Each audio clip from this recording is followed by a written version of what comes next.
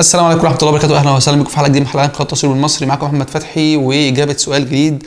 عندنا سؤال من بيتر وائل بيقول: انا عندي مشكله ان لما باجي اصور صوره فيها ناس كتير بتعمل على واحد او اتنين فوكس والباقي كله بلور، فاعمل ايه عشان كله يجي ان فوكس؟ السؤال ده من يوم ما عملت القناه جالي كتير قوي، وانا عذر اللي بيجيبه لان انا في يوم من الايام كنت بقع في نفس الغلطه ومش عارف اعمل ايه.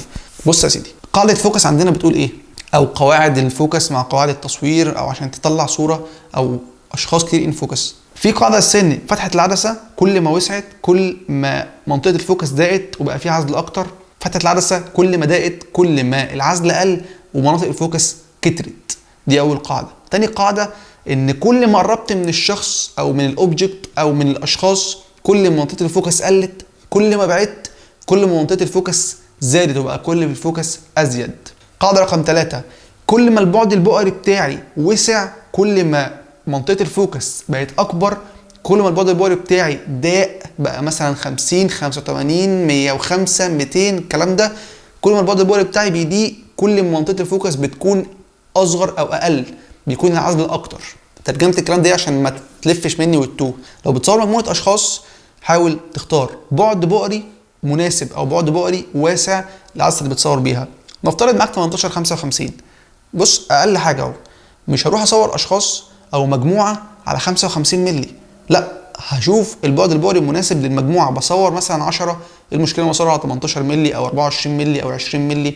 مش لازم 55 مللي. انا ما بصورش شخص او شخصين، انا بصور 10 معايا 50 مللي بقى، عشان انا عارف السؤال ده ممكن يكون معاك 50 مللي وبتعمله. 50 مللي بتكون صعبه في تصوير المجموعات لان بعد بؤري ضيق شويه، يعني تصور بيها شخصين 3 هتبقى كويسه. هتكتر عن كده يبقى الموضوع رخم شويه عشان البعد البؤري بتاعك ضيق شويه. فتحه العدسه ما تصورليش مجموعه اشخاص على فتحه العدسه 2 و8 او 1 و8 او 1 و4 وانت مثلا واخد بعد بؤري كمان ضيق فهيطلع ناس اوت فوكس.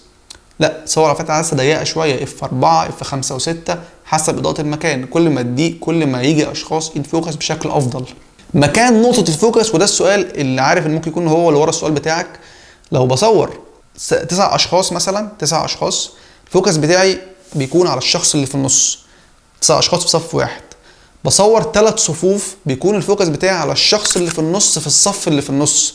الفوكس يا جماعه بيكون عباره عن زي بؤره وبتوسع حواليها، ده الفوكس. فلما اعمل فوكس على الشخص اللي في النص في الصف اللي في النص هيجي هو ان فوكس، وهيجي برده الفوكس حواليه يبتدي ايه، يتوسع تدريجيا. طبعا مع فتحه العدسه مع البعد البؤري الحاجات دي كلها لو ظبطناها هيبقى الجروب كله ان فوكس. واعتقد بنشوف الكلام ده في صور المؤتمرات واللي الصور بيكون فيها اكتر من 50 60 شخص، المصور بيطلعهم كلهم ان فوكس ازاي؟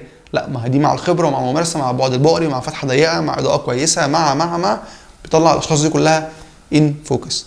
اتمنى اكون فدتك ووصلت لك الاجابه.